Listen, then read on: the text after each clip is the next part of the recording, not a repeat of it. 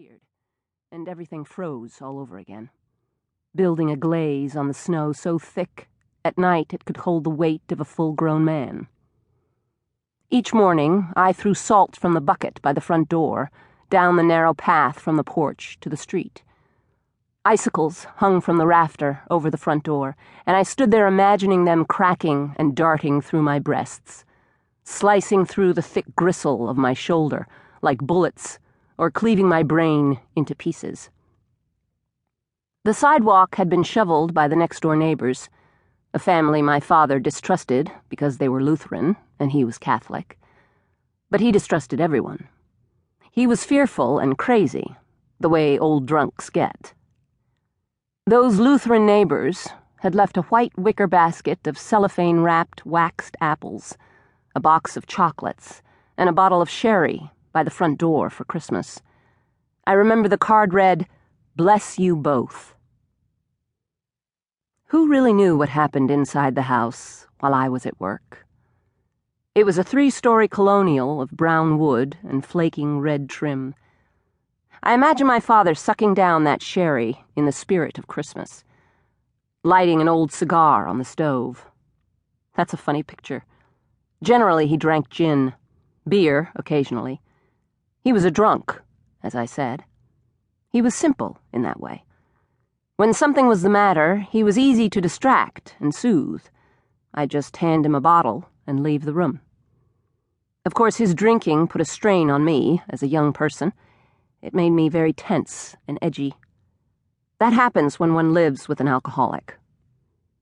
My story, in this sense, is not unique. I've lived with many alcoholic men over the years, and each has taught me that it is useless to worry, fruitless to ask why, suicide to try to help them. They are who they are, for better and worse. Now I live alone. Happily.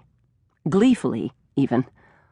I'm too old to concern myself with other people's affairs, and I no longer waste my time thinking ahead into the future, worrying about things that haven't happened yet. But I worried all the time when I was young, not least of all about my future, and mostly with respect to my father.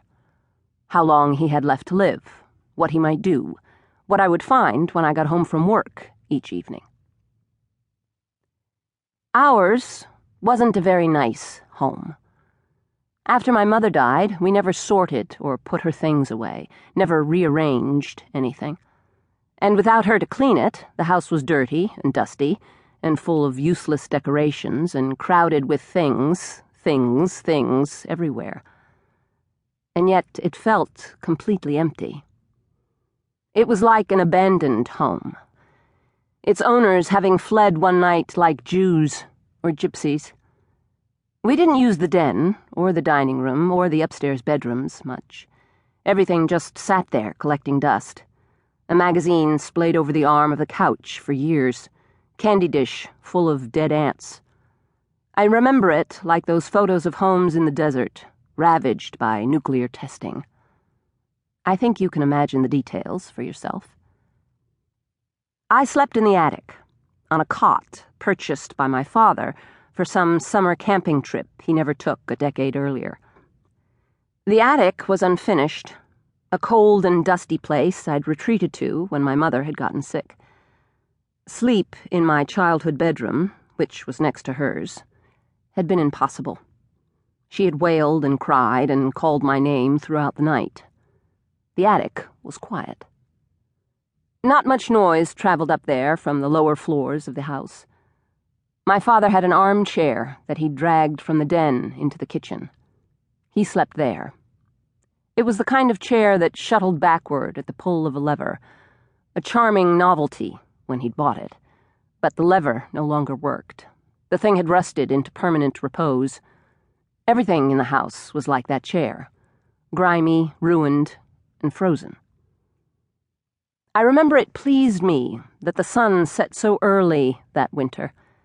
Under the cover of darkness, I was somewhat comforted. My father, however, was scared of the dark.